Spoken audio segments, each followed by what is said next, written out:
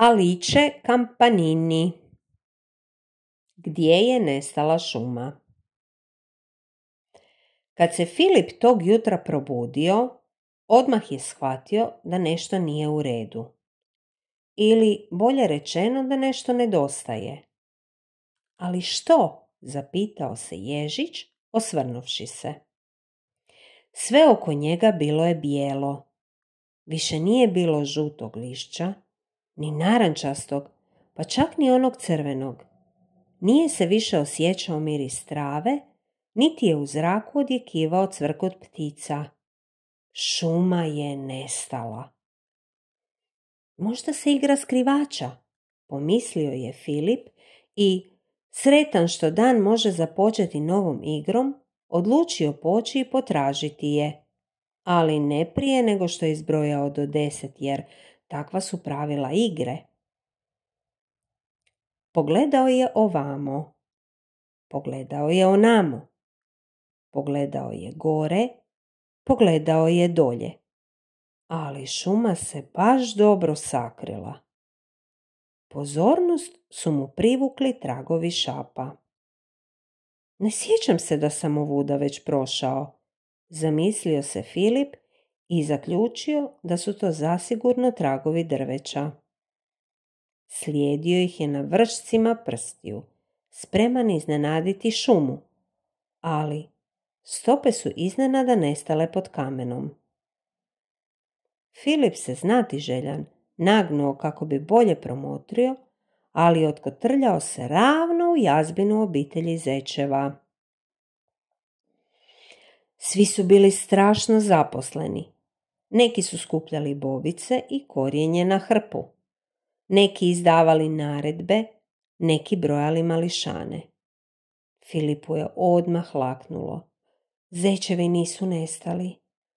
Ali zašto je tolika strka u jazbini? Nije stigao saznati jer su ga zečevi otjerali riječima.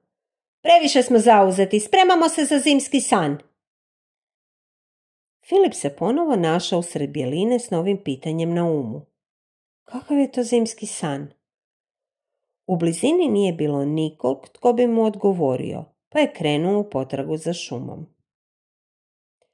Prigušena buka privukla mu je pozornost. Osvrnuo se, podigao pogled i opazio rep kako se miče u bjelini. Ako je ovdje rep, mora biti i vjeverica, pomislio je Filip zadovoljan. Zatim je nastavio razmišljati. A ako je ovdje vjeverica, moraju negdje biti i stabla. Da, tako je. Kako li sam samo pametan. Taman se spremao upitati vjevericu gdje bi moglo biti stablo, ali mu je pobjegla uz riječi: Nemam sad vremena, žurim na zimski san. I tako je Filip ponovno ostao sam u toj bjelini s istim pitanjem. Kakav je to zimski san? Nije imao drugog izbora nego nastaviti potragu.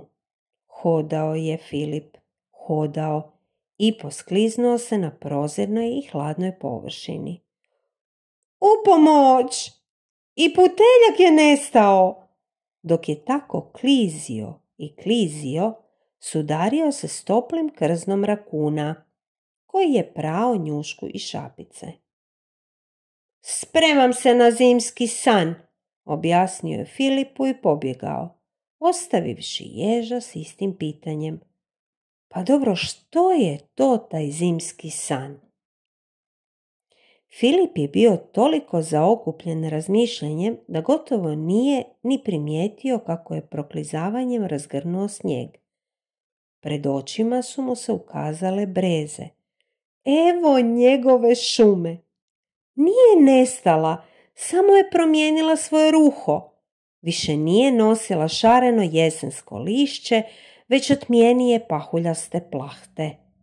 Bilo je hladno i Filipov se dah pretvarao u simpatične oblačiće pare. U toj čarobnoj i tihoj idili odjeknulo je zijevanje. Možda je to taj zimski san, pomislio je Filip u sebi. Dug odmor pod bijelim snježnim pokrivačem.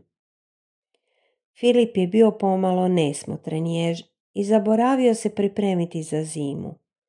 Srećom, našao je utočište u brlogu golema smeđeg medvjeda i njih su dvojica zaspali jedan kraj drugoga, baš kad su na šumu ponovno krenule padati meke bijele pahulje.